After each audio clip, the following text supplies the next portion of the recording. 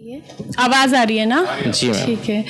और ये वाकई खासियत है यहाँ पर कि कभी भी बोल दो कि हमें जाना पड़ेगा तो एक बार भी मना नहीं करते, जबकि और मंच पे ऐसा नहीं होता।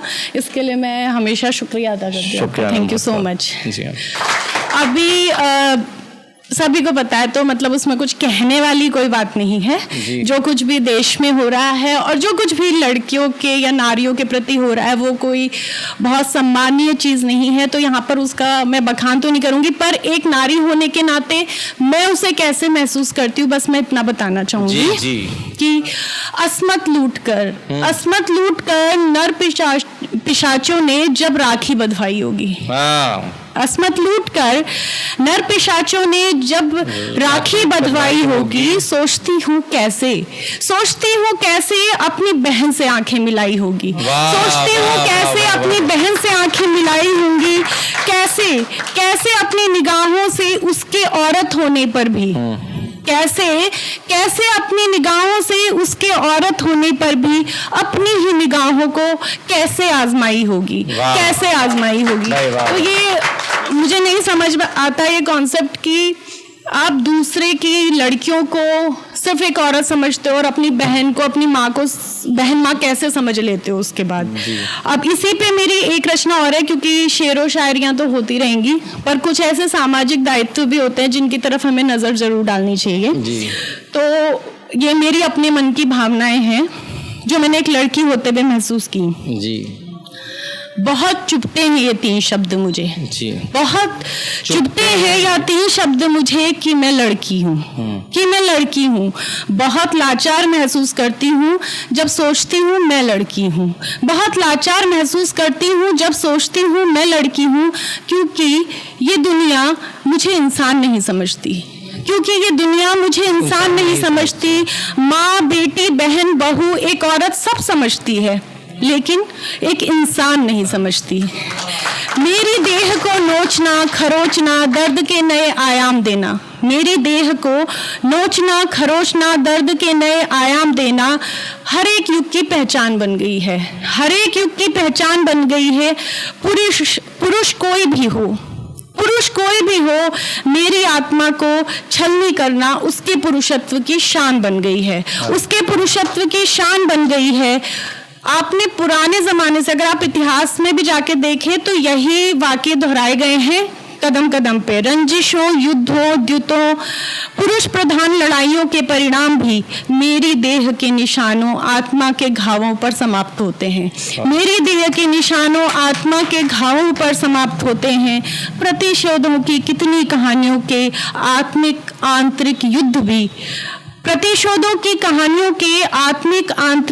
भी मेरी देह के मर्दन, घर्षण, बलात्कार पर ही समाप्त होते हैं। युग बदलते हैं लेकिन नारी की स्थिति में बदलाव नहीं होते। जौहर, सती, अग्नि परीक्षा, घूंघट के सामाजिक दबाव तो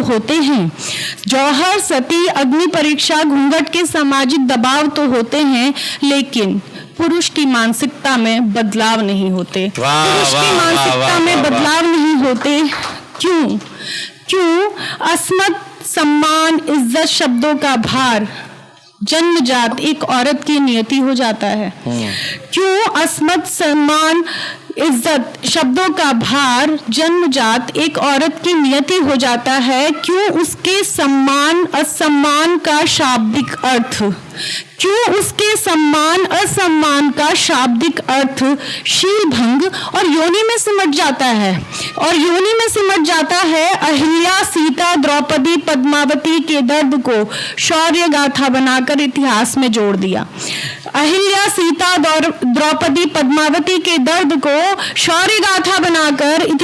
जोड़ दिया। निर्भया, मौमिता, आसिफा जैसी निर्भयाओं की पीड़ा को मोमबत्तियों के हवाले छोड़ दिया।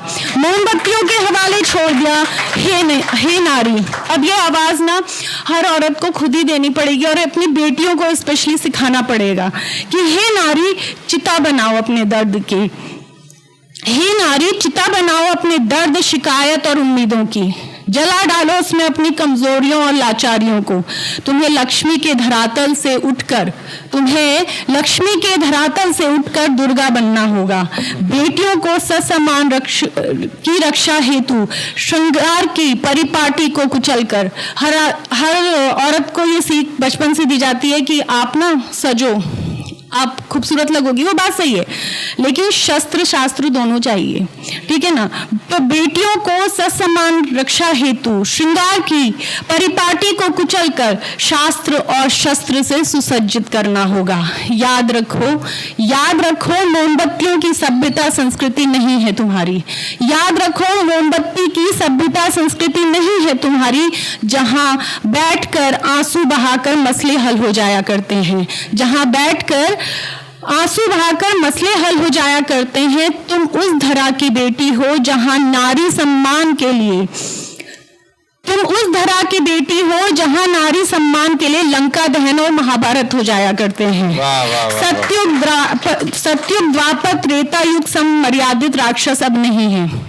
अगर आप उस समय के राक्षसों को देखो तो रावण ने भी सीता को बिना उसकी अनुमति के कभी छुआ ही नहीं, तो वो फिर भी मर्यादित थे आजकल के राक्षसों से। कि सत्युग द्वापर त्रेता सम मर्यादित राक्षस अब नहीं है। तुम सीता सी सरल द्रौपदी सी ज्वलंत भले ही मत बनो। तुम सीता सी सरल द्रौपदी सी ज्वलंत भले ही मत बनो, लेकिन कलयुग के अमर्यादित नर पिशाचों की आहुति के लिए भवानी काली महिषासुर मर्दनी तो बनो। भवानी काली महिषासुर मर्दनी तो बनो। ये मेरी छोटी सी एक कविता। बहुत अच्छी, जोरदार तालियां भाई मैम के लिए, जोरदार तालियां।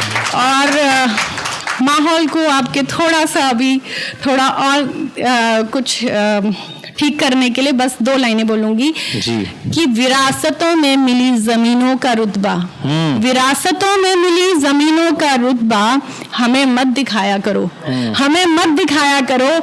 हमने अपना आसमान खुद बनाया है, हमने अपना आसमान खुद बनाया है। जोरदार तालियां।